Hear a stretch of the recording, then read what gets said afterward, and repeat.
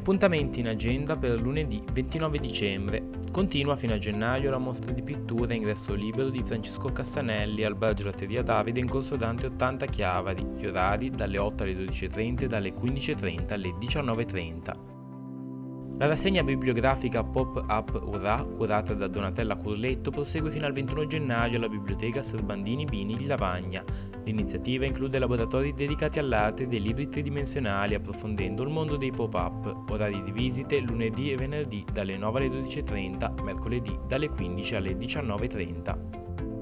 Prosegue la mostra Luce di porcellana di Paola Pantaleoni, con opere che dialogano tra materiali e tecniche diverse, visitabile allo Scrigno in via Doria 3 nel palazzo di Costa Zenoglio a Chiavari dalle 10 alle 12 e dalle 16 alle 18.30, esclusi i giorni festivi. Torna al presepe meccanizzato, aperto tutti i giorni dalle 10 alle 12 e dalle 14.30 alle 18 all'oratorio di San Sebastiano e San Rocco a Campoligure.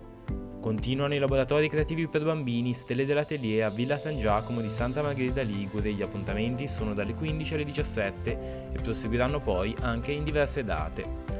Il gruppo fotografico Chiavari organizza una mostra fotografica all'Auditorium San Francesco di Chiavari. Si tratta di una tradizione che si ripete ogni Natale. Quest'anno il tema dell'esposizione è Green, orari feriali dalle 16 alle 19, l'ingresso è libero. Alle 16.30 nel ridotto del Teatro Sociale di Camogli, gara di Natale, chi non so, le avventure del Grinch, un concerto laboratorio a cura del comune.